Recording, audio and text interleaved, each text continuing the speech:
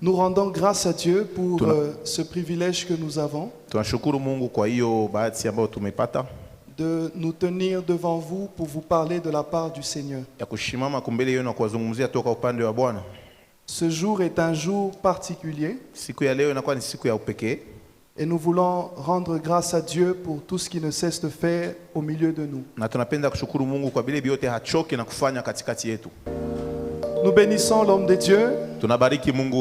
Nous bénissons le collège des anciens, ainsi que tous les diacres et le peuple de Dieu. Que Dieu vous bénisse abondamment. Nous allons ouvrir nos Bibles dans le livre de Lévitique au chapitre 10. Nous prendrons le premier au 3e verset et le 8e.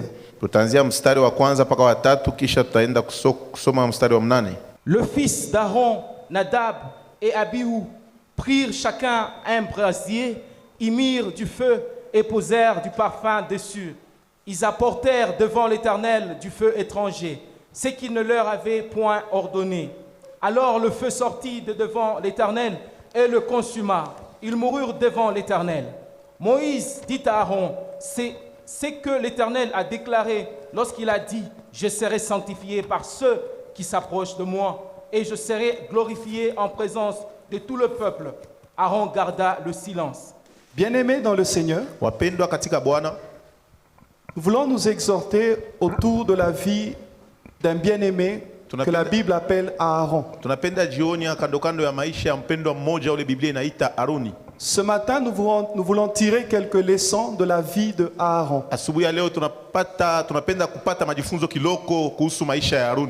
D'entrée des jeux, j'aimerais vous dire que la vie de Aaron,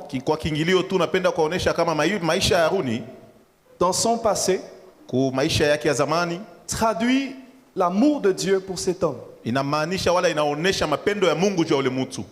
Quand on fait mention pour la première fois de Aaron,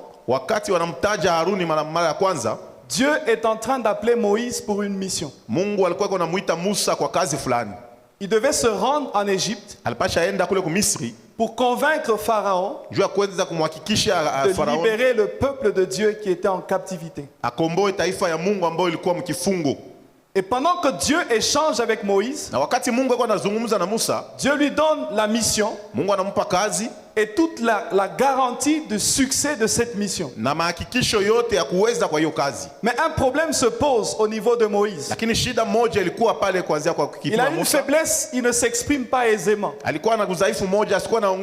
Sa langue est pesante et il n'est pas éloquent devant les hommes. Pour Moïse, c'était une grosse faiblesse.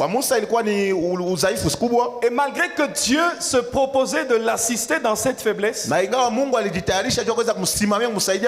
Moïse était même prêt d'abandonner la mission et de demander à Dieu de choisir quelqu'un d'autre. Et justement quand on parle de Aaron, Dieu sous l'effet de la colère, il dit à Moïse, si tu ne sais pas parler, il y a quelqu'un qui sait parler. Je vais associer Aaron à ta mission. Il n'était pas planifié dans cette mission, mais parce que Moïse a affiché une résistance, Dieu choisit Aaron pour l'accompagner. Amen. L'appel de Dieu, c'est pas nous qui courons, mais c'est Dieu qui nous choisit. Dieu a choisi Aaron pour soutenir Moïse dans une mission. La première position que Aaron a occupée, c'était celle de l'interprète de Moïse vis-à-vis du peuple, vis-à-vis de Pharaon. C'est une mission, un poste qu'il a bien occupé. En Égypte, on le voit à côté de Moïse. C'était le prophète de Moïse. Dieu parlait à Moïse et Moïse parlait à Aaron et Aaron parlait à Pharaon. Ça s'est très bien passé en Égypte. Le peuple est sorti. Mais dans le désert, Moïse lui donne un poste qui n'était plus celui d'interprète auprès du peuple. On voit dans un épisode de la marche d'Israël Moïse qui décide d'aller à la montagne pour chercher Dieu. Et il laisse le peuple sous la gestion de Aaron et Hur. Pendant qu'il est 40 jours devant la face du Seigneur, en train de recevoir la parole de Dieu, les 10 commandements, Aaron se trouve en train de gérer le peuple. C'était pas le poste que Dieu lui avait donné, mais c'est le poste que Moïse lui a confié. Pendant qu'il gérait le peuple, sous la pression de ce peuple, Aaron a fait quelque chose de très mal. Sous la pression du peuple, Aaron a fabriqué le veau d'or. Il a fabriqué une idole.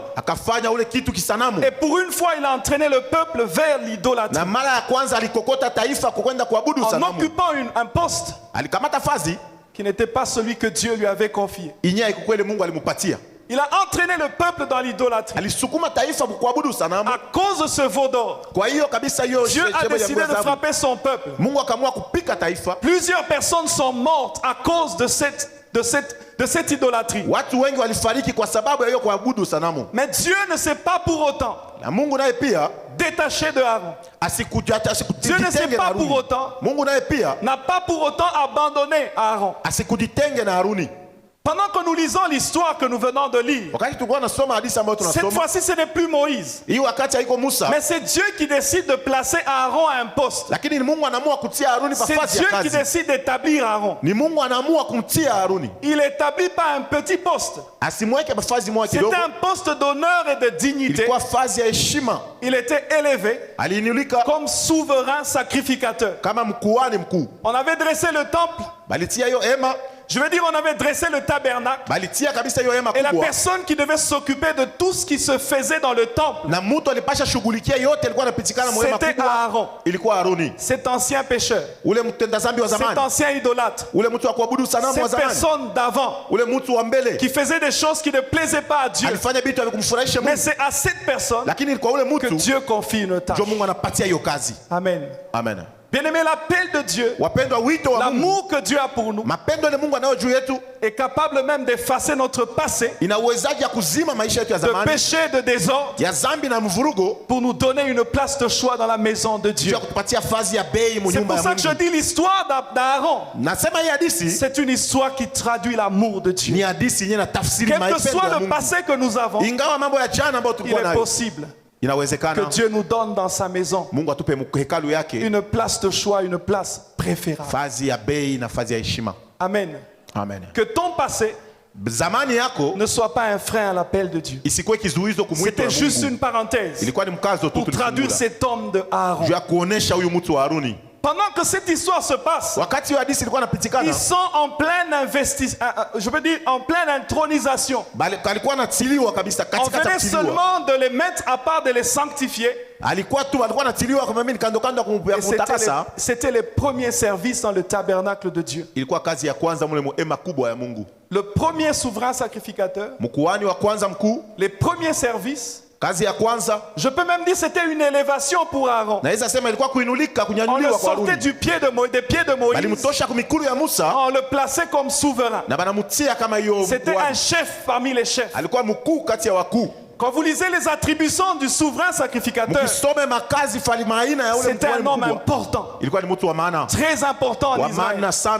On ne pouvait pas faire certaines choses sans cette personne. Même le roi, avant qu'il ne règne, il devait être oint par cet homme. Donc Dieu a donné à Aaron une position de choix. Je pense qu'en ce moment, ils étaient dans l'euphorie, dans la joie. Il était en train d'être élevé aux yeux d'Israël. Toute sa famille était dans la joie. Lui-même était dans la joie. Mais un événement arrive et a coupé cette joie nette. Deux de ses 4 fils meurent au même instant. Et c'est un double deuil dans sa maison. La joie s'arrête. C'est les pleurs qui commencent. Et Et dans nos vies, bien-aimés, il y a aussi de ces événements qui nous arrivent. Soudainement, rien ne présageait ces événements. Rien ne présageait ce malheur. Mais ça arrive brusquement, instantanément. Ça arrête notre paix. Ça arrête notre joie. Ça change nos joies en pleurs. De tels malheurs, de tels événements, de telles circonstances sont notre commun sur cette terre. Amen. Amen. La Bible dit que le malheur atteint souvent le juste. Souvent. Ça atteint le juste. Ça arrive à un certain moment de la vie que le malheur arrive. Et quand ce malheur arrive, c'est la joie qui s'arrête. On était heureux. À un certain moment, on devient triste. On pleure. Parce qu'il y a un malheur qui a frappé. Il y a la paix qui est perturbée. Parce qu'un malheur est arrivé. Ça nous arrive dans la vie. Et j'aimerais vous dire, bien-aimés, que si ce malheur arrive, ce n'est pas un hasard. Ce n'est pas un hasard. Ce n'est pas pour rien qu'un malheur peut arriver. Ce n'est pas pour rien. J'aimerais peut-être anticiper en disant que pendant que nous pleurons et nous gémissons dans le malheur, ne pensez pas qu'au ciel Dieu est tout content parce qu'il nous voit dans le malheur. Non, Dieu ne nous veut pas le malheur, mais il le permet parce qu'il sait que ce malheur est important pour notre vie. Aaron était à une bonne position, à un bon poste, en présence de Dieu. Mais ce malheur pouvait le sortir de la présence. Mais ce qui me plaît dans cette histoire, c'est que face à ce malheur, face à tout ce qu'il pouvait ressentir, la Bible dit, Aaron garda le silence. Bien aimé, ce qui est important quand nous traversons des moments difficiles, c'est notre attitude. Quelle est notre attitude? Parce que le malheur ne vous laissera pas indifférent. Ça ne va pas vous laisser dans votre confort. Ça va vous déranger. Mais quelle est votre attitude? Aujourd'hui, Aaron nous donne un secret. Gardez le silence. Si nous pouvons essayer d'imaginer ce qu'il ressentait dans son cœur, nous pouvons regarder un peu ce que Moïse a fait. J'ouvre une parenthèse. Dans les malheurs, on a besoin des frères. On a besoin des frères. C'est pour ça, bien-aimé, ne reste pas seul dans ton coin. Les mauvais jours peuvent arriver. Tu as besoin de ton frère. Personne ne pleure seul. Il y a un ancien qui est en train de pleurer. Mais parce qu'il est de cette assemblée, il ne pleure pas seul. Il y a des gens à côté. Ne reste pas seul dans ton coin. Tu as besoin des frères. Tu as besoin des gens qui peuvent être là à tes côtés. Et c'est toujours bien dans le malheur d'avoir des hommes comme des Moïse. C'est bien d'avoir des hommes comme des Moïse qui vous disent ce qu'il faut faire dans des moments difficiles. La première des choses, Moïse voyant Aaron, je suppose, devant un tel malheur, Aaron se pose des questions. C'est quoi ça? Comment Dieu peut-il permettre ça? Des hommes qu'on vient de oindre il n'y a pas quelques jours. Comment Dieu peut permettre ça? Il se pose des questions. C'est toujours ça qui nous arrive. Face au malheur, on se pose toujours des questions. Pourquoi?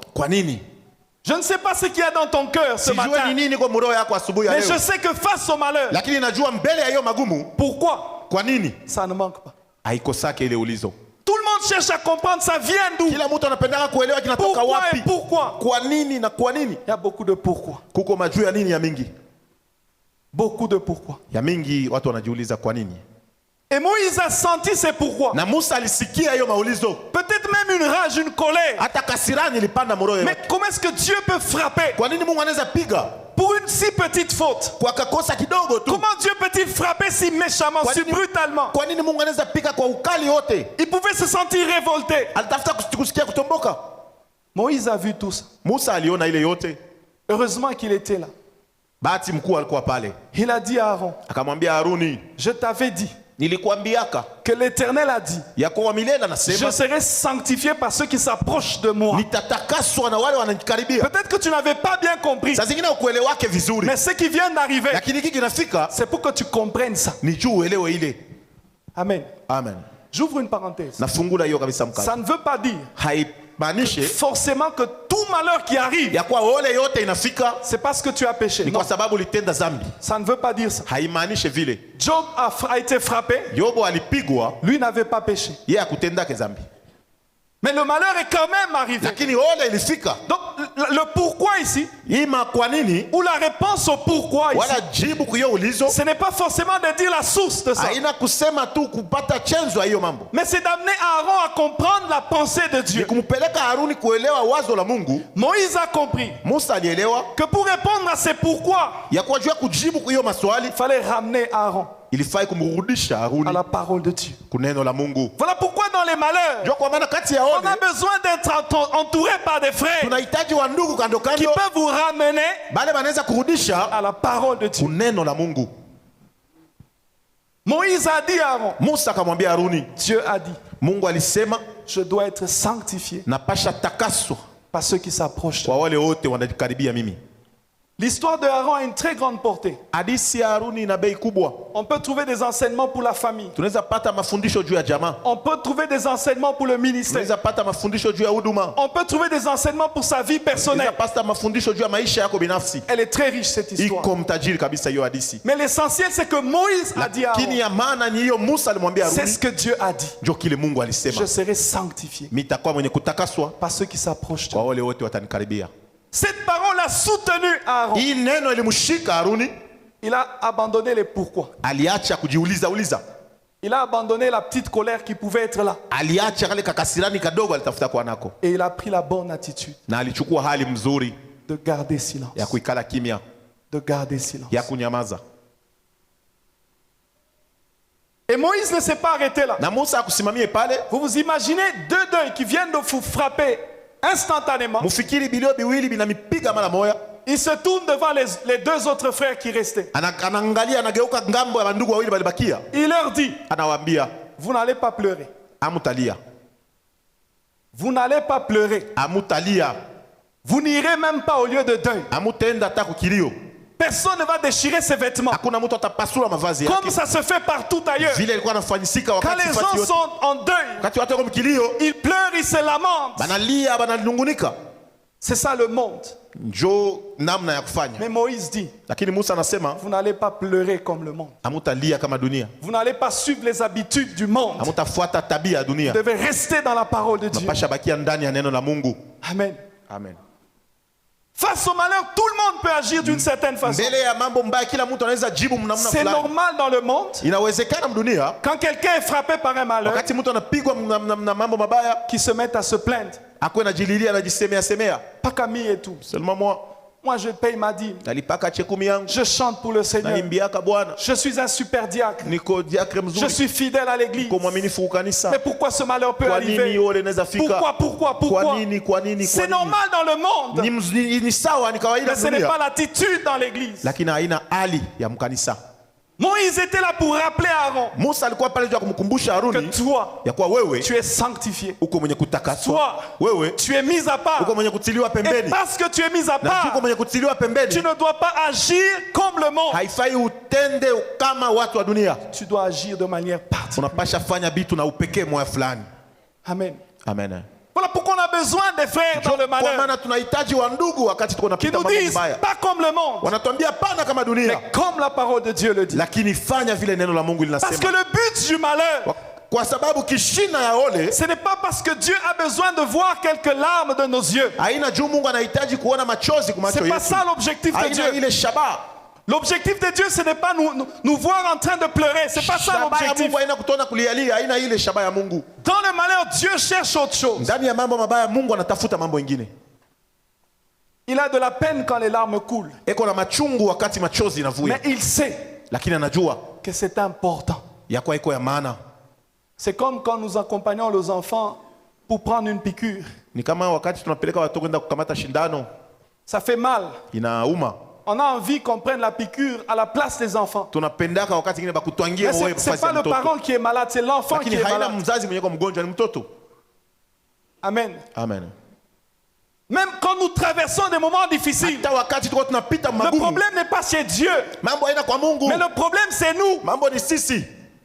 Alors Dieu supporte de nous laisser passer par ce malheur parce qu'il recherche quelque chose.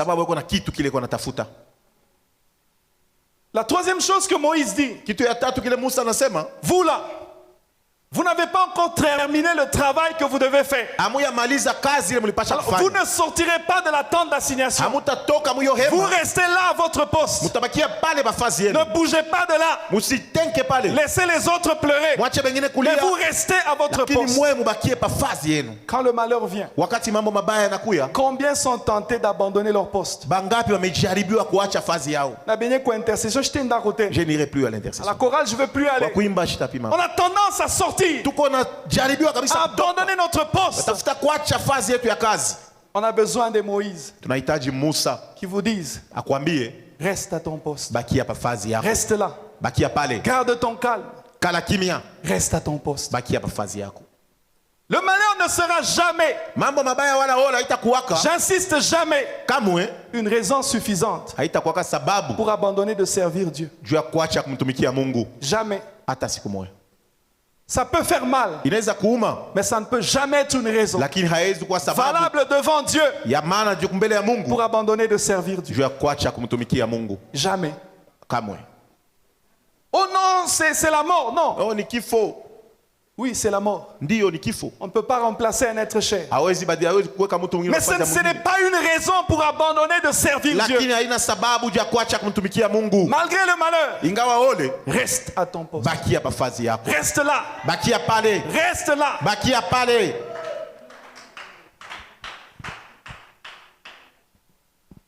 Et plus loin,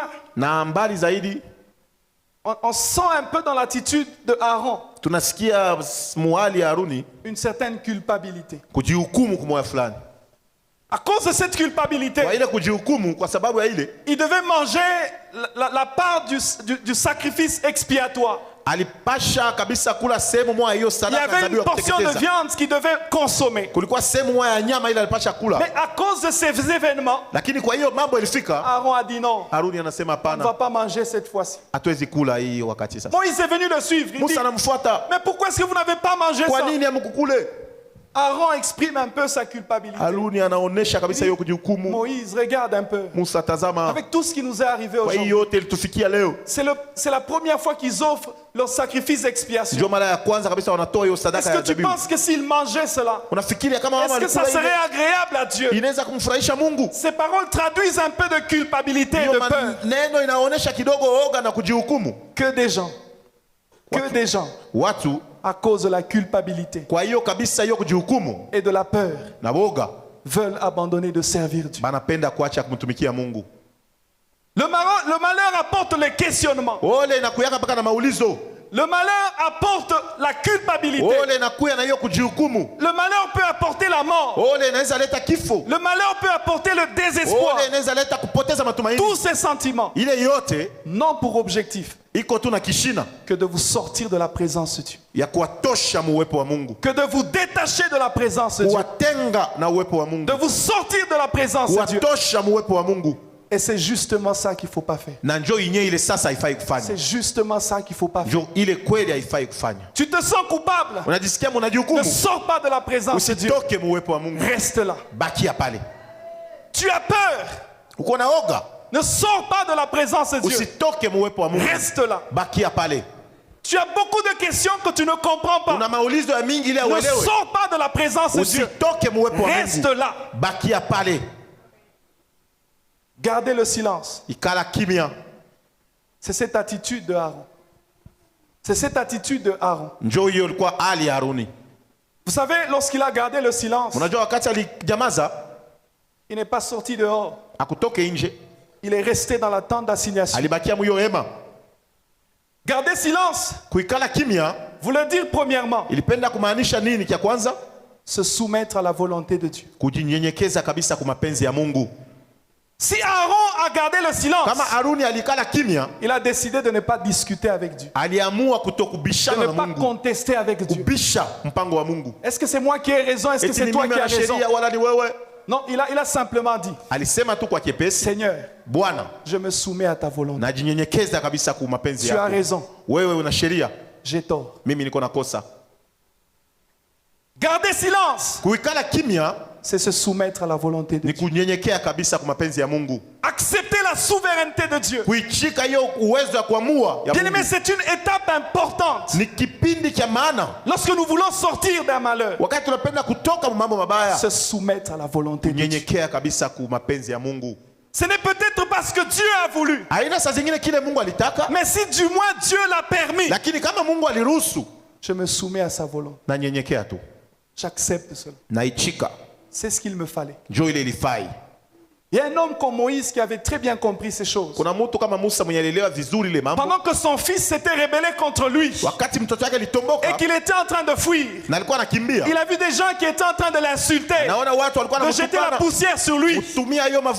Pendant qu'il y avait des gens qui voulaient les empêcher, David dit, laissez-les. Qui sait si c'est sur l'ordre de l'Éternel qu'ils font ça? Moi j'accepte cette humiliation. Dans le malheur, garder silence, c'est accepter la volonté de Dieu. Ça peut être dur, mais je ne conteste pas avec Dieu. Je ne pose pas de questions. Je ne suis pas le juge de Dieu. Pourquoi tu as pris ça? Pourquoi tu as pris ça? Non. Je garde silence. J'accepte l'humiliation. On pouvait dire tout ce qu'on pouvait dire. On pouvait même brandir le péché des fils d'Aaron. C'est parce qu'ils ont péché qu'ils sont morts. Aaron a accepté cette humiliation. Beaucoup de chrétiens n'acceptent pas l'humiliation. N'acceptent pas l'humiliation. Surtout si les critiques commencent. Mais garder silence, c'est se soumettre à la volonté de Dieu. Je me soumets. J'accepte. Ce malheur est important pour ma vie. Je l'accepte. Même si je ne le comprends pas, même si je n'ai pas tous les détours, j'accepte du moment que Dieu l'a permis. Bien aimé, dans les malheurs, soumettons-nous. Soumettons-nous à Dieu. La deuxième des choses, le sens de garder silence, c'est une disposition du cœur à écouter Dieu. Aaron se dit, oui Seigneur, tu viens de frapper. Dans son silence, il dit maintenant à Dieu, c'est quoi la suite? Amen. Amen. Il ne conteste plus avec Dieu. Maintenant, il dispose son cœur à écouter Dieu. Amen. Amen. Bien aimé, si dans le malheur, tu es disposé à écouter Dieu, je te jure, le secours de Dieu est déjà de ton côté. Le problème, c'est que quand nous multiplions les inquiétudes, quand nous restons dans nos questions, Au lieu d'avoir un cœur tourné vers Dieu, nous avons un cœur soit tourné vers nous-mêmes ou soit vers le monde. Mais lorsque tu gardes silence, tu présentes ton cœur à Dieu. Tu es disposé à écouter la voix du Seigneur. Parce que dans le malheur, comme la Bible nous le dit dans le livre de Deutéronome, au chapitre 8, verset 2, Dieu dit que toutes ces errances que j'ai imposées à mon peuple, c'est parce que je cherchais son cœur. Dans le malheur, bien-aimé, ce que Dieu recherche, c'est notre cœur. Dieu a besoin de parler à notre cœur. Dieu a besoin que nous puissions lui présenter notre cœur. Dieu a besoin que nous fassions silence pour l'écouter. N'oubliez pas, mes bien-aimés, l'œuvre de Dieu passe par sa parole. Amen. Amen. Tout ce que Dieu fait, il le fait par sa parole. Il le fait conformément à sa parole. Dans le malheur, le plus important, est-ce que tu es disposé à écouter Dieu? Sors des sentiments, sors des émotions et présente ton cœur. Ouvre ton cœur à Dieu. Ouvre ton cœur à Dieu. J'aimerais vous dire qu'il n'y a pas de succès, qu'il n'y a pas de maturité là où il n'y a pas de soumission, là où il n'y a pas un cœur disposé à écouter Dieu. Il n'y a pas de succès. Parce qu'après un malheur, la suite c'est la restauration. La suite c'est le rafraîchissement. Mais pour arriver à la restauration, pour arriver au rafraîchissement, la parole de Dieu d'abord. Si elle ne trouve pas de place dans ton cœur, elle n'appellera pas le temps de rafraîchissement et le temps de restauration. Dans le livre des Proverbes,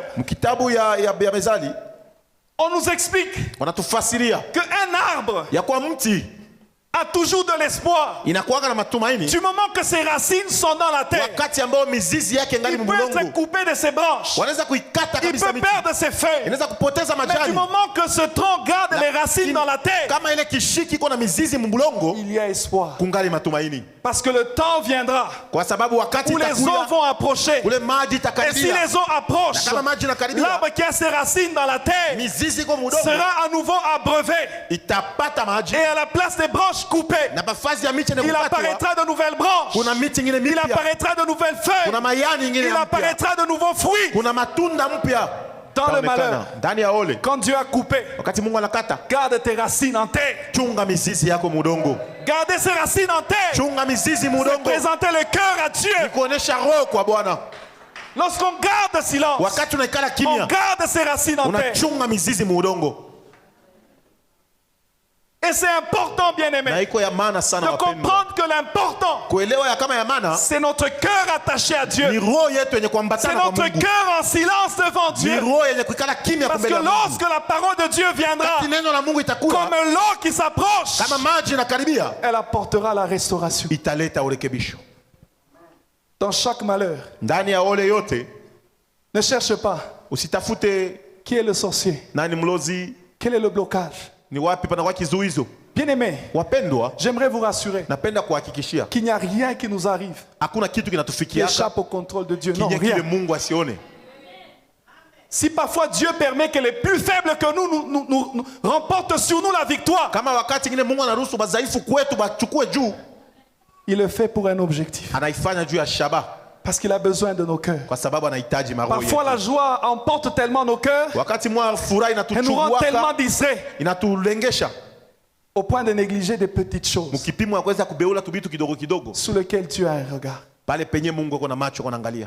Le plus important, quand on garde son calme, c'est qu'on laisse nos racines Manake tunacha mizizi dans la terre. Ndani ya bulongo. Ça veut dire qu'on laisse notre cœur Nikusema tunacha roho en yetu communion avec Dieu. muhusiano na Mungu. C'est ainsi que la Bible nous dit. Na ndio vile Biblia inatuambia. Dans le malheur, il faut réfléchir. Ndani ya ole na magumu inapaswa Dans le kufikiri. malheur, il faut prier. Magumu inapaswa Dans le malheur, il faut crier à Dieu. Magumu inafaa kumlalamikia Et la Bible Mungu. nous dit dans le livre des psaumes, Na Biblia inasema kitabu ya ils Zaburi. crièrent à l'Éternel dans leur détresse. Walimulilia Bwana Et magumu l'Éternel yao. envoya sa parole Na milele alituma et neno. il les guérit. Na yeliwaponya. Quand dans la détresse, Wakati ndani ya ole on crie à Dieu, tunamlalamikia Mungu, le secours vient. usaidizi unakuya.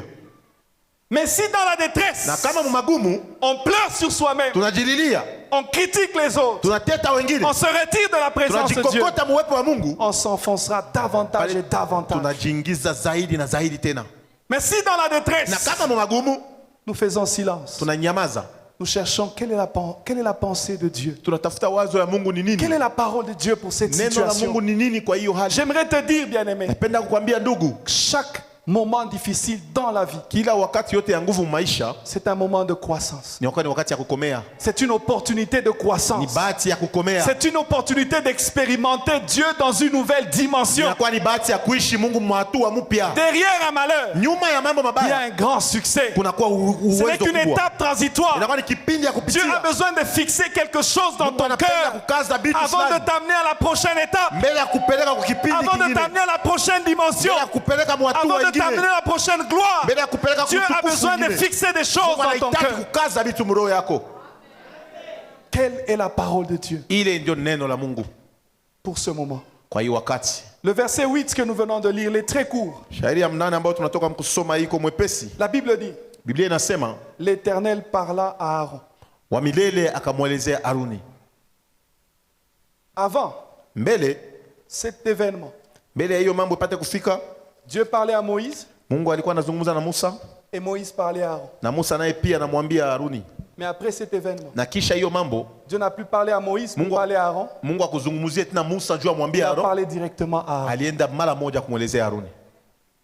Je ne sais pas si vous avez compris. Sijue kama mnaelewa pale. Avant, Kumwanzo si Dieu voulait parler à Aaron, wakati Mungu alipenda zungumzia Haruni, il passait par Moïse. alikuwa anapitia kwa Musa, Et Moïse parlait à Aaron. na Musa naye akamzungumzia Haruni. Mais après cet événement, Na kisha hiyo mambo kufika, il n'était plus question de passer par Moïse, haikuhitajiwa tena kupitia kwa Musa, mais directement. lakini mara moja kwa ghafla Dieu a parlé à Aaron. Mungu anaanza zungumzia Haruni. Amen. Amen.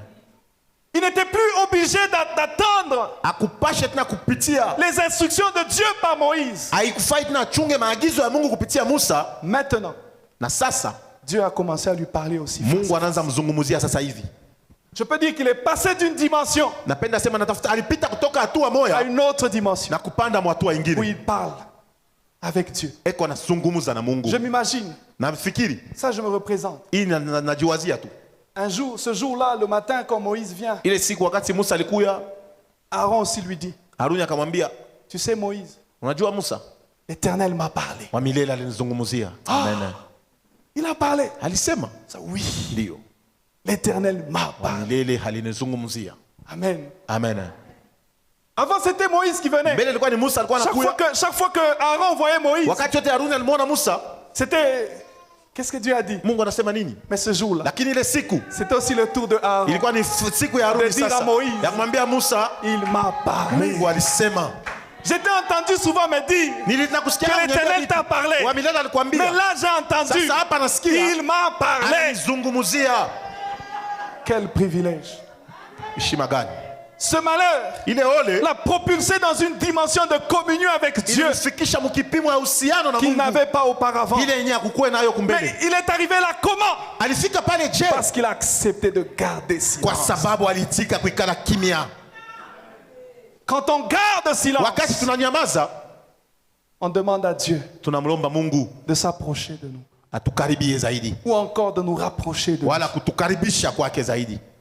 L'Éternel parla à Aaron. Wa milele akazungumzia Il Haruni. a commencé aussi à dire à Aaron, Alianza kumwambia pia Haruni, il faut faire ceci. inafai kufanya hivi, Il faut marcher de inafai cette manière. kutembea mwi namuna. Voici ce qu'il faut faire dans la maison de Tazameni ile Dieu. mnapasha Voici fanya ce qu'il ne faut pas mnyumba. faire. Alafu tazama ile Et dans haifai la kufanya suite, na kufuatilia. on disait l'Éternel parla à Moïse Akamwambia Mungu, et akamwambia il parla Musa, aussi à Aaron. na akazungumzia tena kwa Haruni. Mais c'était le malheur. Lakini ilikuwa ni ole. Quand c'est arrivé, c'est alors qu'il a eu ce privilège. Bien-aimé, quand on garde le silence, dans les moments difficiles, il y a toujours une croissance. Toujours une croissance. Pour passer d'une étape à une autre, ce qui déclenche, c'est la parole de Dieu. Alors cherche dans le malheur quel est le son de Dieu. Quelles sont les orientations du Seigneur? Oui, Seigneur, tu as frappé. Mais quelle est la suite? Quelle est la suite? Qu'est-ce qui vient après cette mort? Qu'est-ce qui vient après ce problème? Qu'est-ce qui vient après cette maladie? Qu'est-ce qui vient après ce problème? Qu'est-ce qui vient après, Seigneur? Qu'est-ce qui vient après? Ce qui vient après, c'est la parole de Dieu. Souvenez-vous qu'au commencement, Dieu a tout fait par sa parole. Il a proclamé la parole. Parce que dès le commencement, il y a des limites qu'il fallait placer. Il fallait séparer les eaux d'en bas et les eaux d'en haut et les eaux d'en bas. Il fallait qu'il y ait l'étendue. Et Dieu, pour le faire, il a ordonné, il a parlé. Lorsque la parole de Dieu vient, elle met des séparations là où il doit y en avoir. Il fallait séparer le jour et la nuit. Il fallait qu'il y ait des signes qui montrent le jour et des signes qui montrent la nuit. S'il n'y a pas de séparation dans les temps, on ne sait pas distinguer quand c'est le jour ou quand c'est la nuit. Parce que si on est pendant le jour, il y a une attitude à adopter pendant le jour. Mais si on est dans la nuit, il y a aussi une attitude à adopter pendant la nuit. Lorsque dans la détresse, Dieu envoie sa parole, il situe notre vie par rapport au temps que nous traversons. Peut-être qu'en ce moment-là, Dieu a besoin que tu prennes les armes du jour pendant que tu pensais que c'était la nuit. Peut-être que Dieu a besoin que tu te armes d'espoir. Au lieu de te battre à gauche à droite, que tu t'endormes avec espérance. En disant si j'ai échoué, le temps de réussite est encore de demain. Parce que ses bontés et ses compassions se renouvellent chaque matin. Quand Dieu envoie sa parole, elle nous situe dans le temps. Elle nous situe. Sommes-nous dedans? Sommes-nous tout près? Sommes-nous encore loin? Elle nous situe. Parce qu'elle sépare le jour de la nuit. Elle met des signes qui nous distinguent certainement quand c'est la nuit ou quand c'est le jour. Il était aussi important au commencement de séparer les eaux de la terre. Parce qu'un arbre fruitier, même s'il est planté dans la terre, mais si cette terre est inondée par les eaux, cet arbre fruitier ne vivra pas. Il fallait que la parole de Dieu soit proclamée pour que les eaux soient séparées de la terre et que de nouvelles choses commencent. Il y a des limites que Dieu veut placer dans nos cœurs pour commencer de nouvelles choses. Lorsqu'il y a inondation, tout ce qui existait est détruit. Parfois dans nos vies, nous faisons trop de mélange, que nous détruisons certaines choses que Dieu a faites. Au temps de la détresse, Dieu envoie sa parole. C'est pour séparer certaines choses afin de recréer des nouvelles. On a besoin de la parole de Dieu dans les moments de détresse. Ils crièrent à l'Éternel. L'Éternel envoya sa parole. Parce que lorsque sa parole vient, elle rétablit les limites à leur place. Elle rétablit les limites à leur place. Elle rétablit les limites à leur place. Vous savez, les plus malheureux sont les sorciers et les occultistes. Vous Vous savez, même pendant que nous pleurons, ils peuvent se frotter les mains. Ils peuvent se réjouir. C'est leur temps. Mais vous savez une chose que je nous invite à avoir comme attitude. Laissez Dieu s'occuper de ces gens. Laissez Dieu s'occuper de ces gens. La meilleure façon de laisser Dieu s'en occuper, c'est de laisser Dieu s'occuper de nos cœurs. Lorsqu'il rétablit les limites à leur place, qu'est-ce qu'il va faire? La coupe de malheur qu'ils nous ont donné à boire, Dieu dit qu'il va leur retourner dans leurs mains.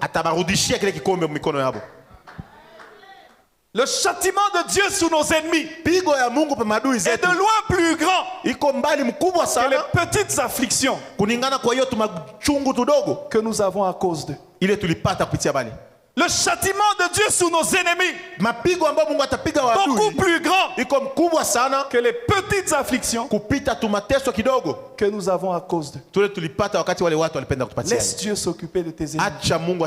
Tout ce que tu as fait, ton cœur à Dieu. Tu cherches Dieu.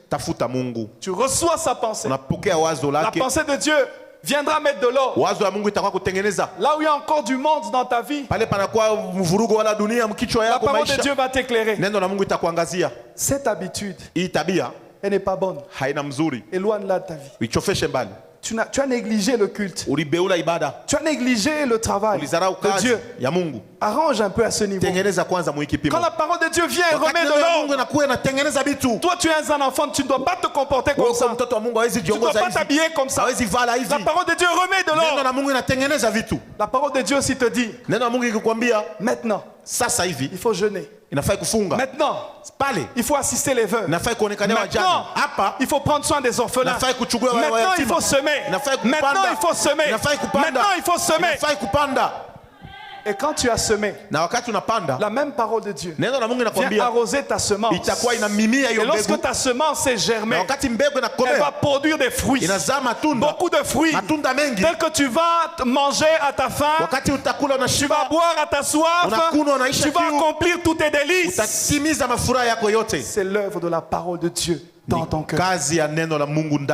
Et quand Dieu a fait ce travail en dedans,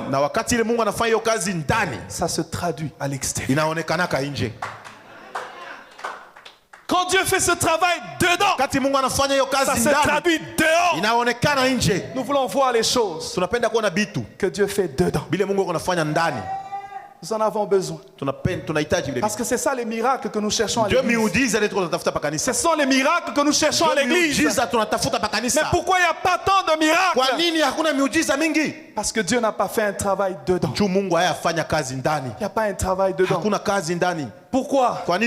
Parce que quand on est dans le malheur, on cherche le frère qui nous a critiqués. On cherche le sorcier de la famille qui nous a tués. On cherche l'homme qui nous a bloqués. Le bouton de sabotage, on le cherche. Non, mes frères. Ne cherchons pas le bouton de sabotage. Cherchons la parole du Seigneur. Cherchons que Dieu fasse son œuvre dedans de nous. Parce que lorsqu'il aura fait dedans, dehors, les gens ne feront que contempler. On a vu Job pleurer. Il a perdu tous ses fils. Mais lorsque Dieu le restaure, il a eu de nouveaux fils et de nouvelles filles. Et la Bible ajoute un commentaire. S'il y avait des belles filles dans cet environnement, celle de Job les surpassait toutes.